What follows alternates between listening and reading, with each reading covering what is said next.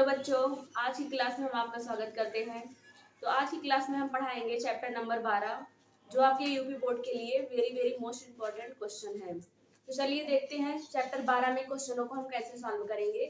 तो यहाँ पे हमारा पहला क्वेश्चन है, एक इंजीनियरिंग के विद्यार्थी रचेल से एक पतली एल्यूमिनियम की सीट का प्रयोग करते हुए एक मॉडल बनाने को कहा गया, जो एक बेलन के आकार का हो, जिसके दोनों सिरों पर दो शंकु जुड़े हुए हो। इस मॉडल का व्यास 3 सेंटीमीटर है, इसकी ऊंचाई 12 सेंटीमीटर है। यदि प्रत्येक शंकु की ऊंचाई 2 सेंटीमीटर हो तो रचेल द्वारा बनाए गए मॉडल का आयतन ज्ञात कीजिए। अब ध्यान से इस क्वेश्चन को समझिए। एक विद्यार्थी है जिसका नाम है रचेल, वह एक मॉडल तैयार करता है। उस मॉडल में उसका मॉडल का जो आकार है, यानी उसके ऊपरी वाला भाग हमारा है, दोनों शंकु का बना है, ऊपर और नीचे का भाग, और फिर बीच वाला भाग क्या है, बेलनाकार है। और इस मॉडल का पूरा व्यास जो है 3 सेंटीमीटर है। फिर इसकी ऊंचाई मॉडल की है 12 सेंटीमीटर और प्रत्येक शंकु की ऊंचाई है 2 सेंटीमीटर। तो पहले इसमें हम इसके फिगर को बनाते हैं। तो देखिए, चलिए फिगर को कैसे बनाएंगे। यहाँ पे ये इसका बेलनाकार वाला भाग है और ऊपर नीचे दोनों जो है इसके शंख जुड़े हुए हैं, यानी इस प्रकार से ये मॉडल है। तो यहाँ पे ये जो मॉडल का व्यास है वो कितना है, वो दिया गया है 3 सेंटीमीटर, यानी यहाँ पे व्यास दिया गया है, त्रिज्या हमें नहीं पता है। और यहाँ पे शंख की ऊंचाई जो है वो 2 सेंटीमीटर है और पूरी ऊंचाई है 12 सेंटीमीटर, यानी इस पूरे मॉडल की ऊंचाई कितना है, 12 सेंटीमीटर। तो ध्यान से देखिए, ये इतना हमारा है बेलनाकार भाग, ऊपर शंकु है और नीचे भी शंकु है। तो यहाँ पे ये टोटल ऊंचाई दी गई है। तो ये शंकु का जो ऊंचाई होगा, दोनों शंकु की ऊंचाई को हम इसमें से माइनस करेंगे तो यहाँ पे बेलन की ऊंचाई हमें मिलेगी। तो पहले लिख लेते हैं मॉडल का व्यास क्या है, यानी मॉडल का व्यास जो दिया गया है 3 सेंटीमीटर है। ये व्यास है, तो व्यास से तो फार्मूले का उपयोग करके नहीं निकाला जा सकता, इसलिए व्यास को सॉल्व करके हम इसका त्रिज्या निकालेंगे। यानी व्यास जो होता है वो त्रिज्या का आधा होता है। तो यहाँ पे हो जाएगा त्रिज्या बराबर व्यास बटे 2। तो व्यास क्या है तुम्हारा, व्यास है 3 और 3 बटे 2 हो जाएगा। तो इसको हम सॉल्व करेंगे, 1.5 आएगा, यानी कि आर है। यहाँ पे इस मॉडल का जो है त्रिज्या कितना निकल गया है, 1.5 सेंटीमीटर। फिर इसके बाद शंख की ऊंचाई को लिख लेना है। ऊपर शंख और नीचे शंख, दोनों शंख की ऊंचाई जो है 2-2 सेंटीमीटर है। तो यहाँ पे लिखेंगे शंख की ऊंचाई। तो शंख की ऊंचाई हो जाएगा 2 सेंटीमीटर। दो शंख है तो दोनों शंख का ऊंचाई 2-2 सेंटीमीटर होगा। अब यहाँ पे हम बेलन की ऊंचाई निकालते हैं। तो यहाँ पे हो जाएगा बेलन की ऊंचाई। तो बेलन की ऊंचाई देखिए कैसे निकलेगा। ये पूरे मॉडल का ऊंचाई है और शंकु का ऊंचाई, दोनों शंकु का ऊंचाई जो है इसमें से माइनस करना पड़ेगा। तो पहले शंकु की ऊंचाई 2 है, दूसरे शंकु की ऊंचाई भी 2 है। तो 2 2 4 हो जाएगा और 12 में से माइनस करेंगे 4, तो माइनस करने के बाद हमारा आएगा 8, यानी बेलन की ऊंचाई कितना निकला, 8 सेंटीमीटर। अब चलिए इस क्वेश्चन को, यानी इसमें बोल क्या रहा है, इस क्वेश्चन में कह रहा है कि मॉडल का आयतन ज्ञात कीजिए। तो मॉडल का आयतन कैसे निकलेगा, दोनों शंकु का आयतन फिर प्लस करेंगे उसमें बेलन का आयतन, तो ये पूरा हो जाएगा पूरे मॉडल का आयतन। तो यहाँ पे हो जाएगा मॉडल का आयतन बराबर, यानी मॉडल का आयतन बराबर, ध्यान से देखिए, ऊपर भी शंकु है और नीचे भी शंकु है, तो हम यहाँ पे लिखेंगे 2 गुणे शंकु का आयतन। तो शंकु का आयतन हमारा होता है 1/3 पाई आर स्क्वायर एच। फिर इसके बाद प्लस कर देंगे, यहाँ पे हो जाएगा बेलन का आयतन। तो बेलन का आयतन हमारा होता है पाई आर स्क्वायर एच, यानी पूरा हमारा फार्मूला बना है 2 गुणे जो है 1/3 पाई आर स्क्वायर एच, शंकु का आयतन है ये, फिर प्लस बेलन का आयतन। यहाँ पे 2 से इसमें मल्टीप्लाई कर देते हैं तो हो जाएगा 2/3 पाई आर स्क्वायर एच, फिर plus pi R square H. अब ध्यान से देखिए, दोनों में क्या चीजें कॉमन है, तो दोनों में पाई है, दोनों में आर स्क्वायर है। तो यहाँ पे हम पाई आर स्क्वायर को कॉमन कर लेते हैं और यहाँ पे बचेगा 2/3, और यहाँ पे क्या बचा है, एच बचा है, प्लस यहाँ पे बचा हमारा एच, यानी शंकु की ऊंचाई बची है और बेलन की ऊंचाई बची है। और यहाँ पे पाई का मान हम 22/7 लिखेंगे। आर जो हमारा है यानी त्रिज्या है 1.5, 1.5 को यहाँ पे हम 2 बार मल्टीप्लाई करेंगे, क्योंकि यहाँ पे आर का पावर कितना है, 2 है। फिर इसके बाद ब्रैकेट लिखेंगे 2/3। अब देखिए ये वाला एच जो है ये शंख की ऊंचाई है, तो शंख की ऊंचाई यहाँ पे कितना दिया गया है, 2 दिया गया है, फिर प्लस बेलन की ऊंचाई क्या है यहाँ पे, तो बेलन की ऊंचाई यहाँ पे क्या है 2 8 है, तो यहाँ पे हम 8 लिखेंगे। इसके बाद इसको हम सॉल्व करते हैं, तो एक एक अंक पे देखिए यहाँ पे डेसिमल लगा है, तो जब डेसिमल हटेगा तो नीचे आएगा 10, यानी हो जाएगा यहाँ पे 15/10। फिर यहाँ भी डेसिमल हटाएंगे तो नीचे 10 आ जाएगा, यानी 10 आएगा। फिर इसके बाद जो इसका ऊपर मल्टीप्लाई कर लेना है, तो हो जाएगी 2 दूना 4/3 प्लस 8। और यहाँ पे देखिए इसको और सॉल्व करते हैं, इसको हम 5 से डिवाइड करेंगे, तो यहाँ पे हो जाएगा 3 बार जाएगा, फिर 2 बार, फिर इसको भी 5 से डिवाइड कर लो, फिर 3 बार जाएगा, फिर 2 बार। तो यहाँ 22 3 गुणे 3 ऊपर हो जाएगा, और नीचे यहाँ पे होगा 7 गुणे 2 गुणे 2, नीचे हो जाएगा 7 गुणे 2 गुणे 2। फिर यहाँ देखिए इसको भी और सॉल्व करते हैं, इसका इसमें मल्टीप्लाई करेंगे, तो यहाँ पे हो जाएगा हमारा 12 8 3 24, और नीचे क्या है 3 है। और इसे अभी और सॉल्व करना है, तो 22 3 सबका ऐसे लिख लो, यानी कि यहाँ पे अभी पहले उस अंदर वाले को सॉल्व करेंगे, तो हो जाएगा 7 गुणे 2 गुणे 2। फिर यहाँ पे देखिए ये दोनों हम प्लस कर देंगे, तो प्लस करने के बाद 28 आएगा बटे 3 आएगा। अब चलिए इसमें जो कटने वाली चीजें उसको काटते हैं। जैसे यहाँ देखिए 3 से 3 कैंसिल हो गया, ये 7 से इसको काटेंगे तो 4 बार जाएगा, और 4 से ये वाला 2 और ये 2 कैंसिल हुआ, तो बचा क्या हमारा 22 बचा है और 3 बचा है, यानी नीचे वाला जो है सारा खत्म हो चुका है। तो यहाँ पे लिखेंगे हम 22 गुणे 3, और 22 गुणे 3 होता है 66, यानी कि 22 में 3 हो जाएगा 66। और निकालना क्या था मॉडल, तो आयतन निकला है, तो यहाँ पे ये हो जाएगा सेंटीमीटर क्यूब। तो हमारा आंसर आ चुका है 66 सेंटीमीटर क्यूब। तो इस प्रकार से क्वेश्चन जो है सॉल्व हो चुका है, आप लोग इसको अच्छे से समझ लीजिए। फिर हम अपने अगले क्वेश्चन पे चलते हैं। तो बच्चों आपका अगला क्वेश्चन, चलिए देखते हैं हम इस क्वेश्चन को कैसे सॉल्व करेंगे। ये क्वेश्चन है, ऊंचाई 220 सेंटीमीटर और आधार व्यास 24 सेंटीमीटर एक बेलन जिस पर 60 सेंटीमीटर और 8 सेंटीमीटर त्रिज्या वाला एक अन्य बेलन आरोपित है, जिससे लोहे का स्तंभ बना है, इस स्तंभ का द्रव्यमान ज्ञात कीजिए। जबकि दिया है 1 सेंटीमीटर क्यूब लोहे का द्रव्यमान लगभग 8 ग्राम होता है, और यहाँ पे पाई का मान 3.14 का उपयोग हमें करना है। तो यहाँ पे पहले 220 सेंटीमीटर ऊंचाई का जो है बेलन है, तो यहाँ पे पहले हमें एक बेलन बना लेना है जिसकी ऊंचाई कितना है 220, यानी ये है 220 सेंटीमीटर ऊंचाई वाला एक बेलन। फिर इसके बाद इसका व्यास जो है जो 24 सेंटीमीटर है, यानी इसका पूरा व्यास कितना है 24 सेंटीमीटर है। फिर इसके ऊपर जो है एक बेलन और रखा गया है, तो यहाँ पे इस प्रकार से एक बेलन और हमें रख देना है इसके ऊपर, जिसकी ऊंचाई है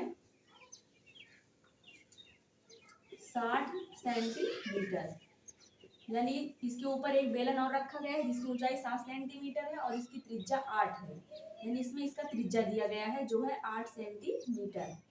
ध्यान से देखिए इस क्वेश्चन को, क्या क्या इसमें करना है। तो इसमें लोहे का स्तंभ, यानी ये पूरा हमारा स्तंभ बना हुआ है, और इस स्तंभ का हमें द्रव्यमान निकालना है, और यानी कि इसमें जो चीजें दी हैं उसका उपयोग करके इसे हम सॉल्व करेंगे। तो यहाँ पे पहले लिखते हैं बड़ा बेलन जो है, यानी उसकी ऊंचाई को हम कैपिटल एच लेते हैं, तो ये दिया है 220 सेंटीमीटर। फिर इसके बाद इसका आधार इसका यानी कि व्यास दिया है जो है 24 सेंटीमीटर, तो इसका जो है हम पहले निकाल लेते हैं कैपिटल आर, यानी इसकी त्रिज्या है, यानी बड़े बेलन की त्रिज्या को हमने कैपिटल आर माना है, तो ये हो जाएगा 24 का आधा, यानी आएगा 12 सेंटीमीटर। यहाँ पे कैपिटल आर हमारा हो जाएगा 12 सेंटीमीटर। फिर इसके बाद जो है छोटे बेलन की बात करते हैं, तो छोटे बेलन की ऊंचाई जो है स्मॉल एच हम मान लेते हैं, जो दिया गया है 60 सेंटीमीटर, और इसकी त्रिज्या दी गई है स्मॉल आर, जो हमने इसे माना है 8 सेंटीमीटर।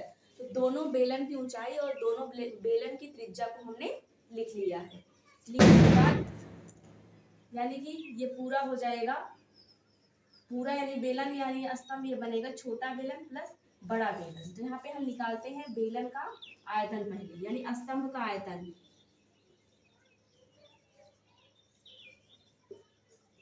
तो यहाँ पे लिखते हैं स्तंभ का आयतन बराबर हो जाएगा बड़े बेलन का आयतन प्लस छोटे बेलन का आयतन, तो हो जाएगा पाई कैपिटल आर का square capital H plus pi small R H का लिखेंगे फार्मूले में।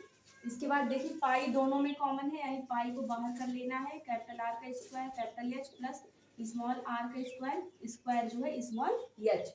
इसके बाद पाई का वैल्यू जो है 3.14 लिखना है। तो यहाँ पे लिखते हैं पाई का वैल्यू जो है 3.14 रखते हैं।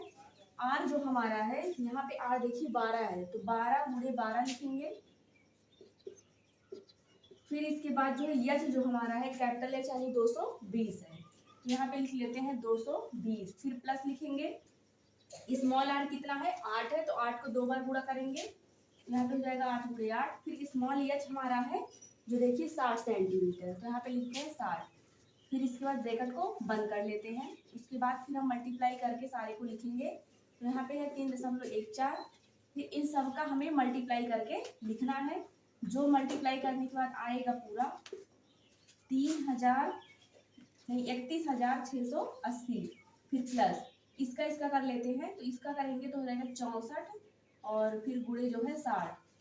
फिर इसके बाद जो है 3.14 और इसको ऐसे लिख देना है। लिखने के बाद इसमें मल्टीप्लाई कर लो, तो ये हो जाएगा 0 पहले लिख लो। 6 का 4 बार गुणा करेंगे तो 24 हो जाएगा, और 24 के 4 हासिल 2 हो जाएगा, 6 से 36, 36 और 2 हो जाएगा 38। अब इसको हम प्लस करते हैं, तो यहाँ पे देखिए 0 प्लस हो जाएगा 0 और 8 4 हो जाएगा 12, हासिल 1 होगा। फिर 6 और 8 हो जाएगा 14, 14 1 हो जाएगा 15। फिर इसके बाद हासिल 1 है, यहाँ पे 1 प्लस 3 हो जाएगा 5, यहाँ पे 4 होगा, हासिल प्लस करेंगे 5 हो जाएगा। फिर 3, यहाँ 3.14 गुणे, उसके बाद ये जो आया हमारा इसको लिख लेंगे। अब सारे का हम करते हैं गुणा, तो सारे का गुणा करने के बाद जो है हमारा आंसर आएगा, यहाँ पे ये थोड़ा बड़ा आंसर आएगा, तो आंसर को हम लिखते हैं। तो यहाँ पे हो जाएगा ये इतना पूरा मल्टीप्लाई करने के बाद लिखा गया है, यानी कि इसको पढ़ने का तरीका या क्या होगा, जो ये लिखा है इसको ये हो जाएगा 1,11,532.8 सेंटीमीटर क्यूब। ये इतना तो आयतन निकला है। इसके बाद देखिए 1 सेंटीमीटर क्यूब लोहे का द्रव्यमान जो है 8 ग्राम है लगभग, यानी कि अब यहाँ पे लोहे का द्रव्यमान हमें निकालना है। तो यहाँ पे लिखेंगे लोहे का द्रव्यमान।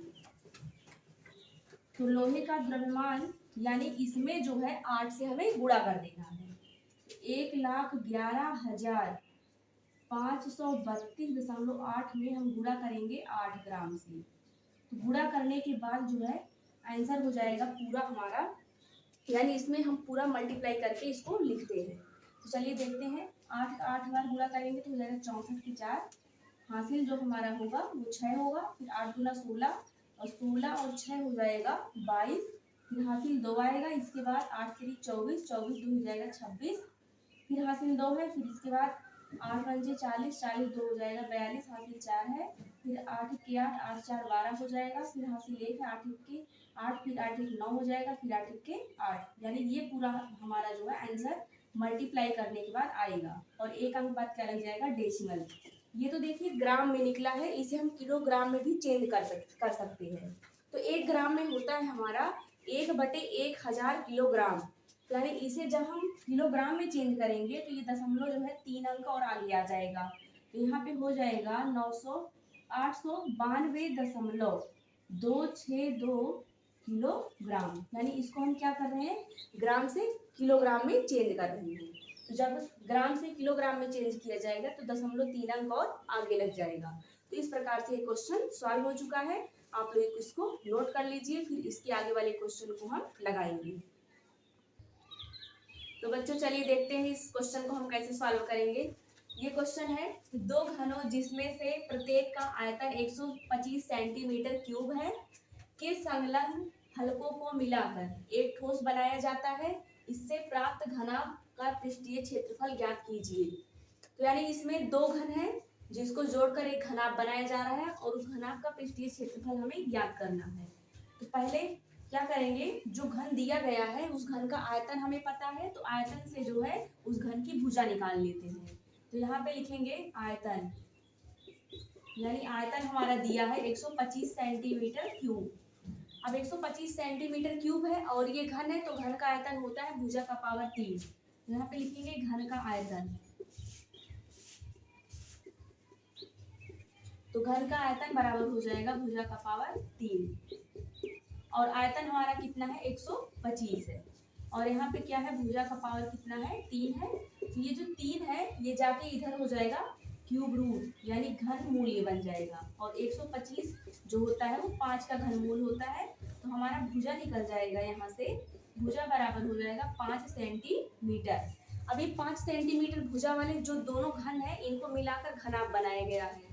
तो देखिए इस प्रकार से ये जो है फिगर हमारा बनेगा, यानी एक होगा ये इस प्रकार का घनाभ, और इसी से जो है एक घनाभ और बनाया गया होगा, यानी इसका जो है आकार और बड़ा कर दिया गया होगा। इस तरीके से एक इसमें और बना होगा। तो पूरा मिलाने के बाद ये देखिए जो भुजा 5 है तो नीचे वाला 5 5 10 हो जाएगा, यानी यहाँ पे लिख देंगे ये पूरा इसकी लंबाई क्या हो जाएगी 10 हो जाएगी। 10 क्यों हो रहा है, क्योंकि यहाँ पे दो घन जोड़कर एक घनाभ बनाया जा रहा है। तो यानी इस घनाभ का लंबाई जो हो जाएगा वो 5 + 5 हो जाएगा, यानी पूरा आएगा 10 सेंटीमीटर। और इसकी चौड़ाई जो है वो 5 ही सेंटीमीटर रहेगा और ऊंचाई भी इसका रहेगा 5 सेंटीमीटर। अब यहाँ है घनाभ का पृष्ठीय क्षेत्रफल ज्ञात कीजिए। तो घनाभ का पृष्ठीय क्षेत्रफल का फार्मूला हम लिखेंगे, घनाभ का पृष्ठीय क्षेत्रफल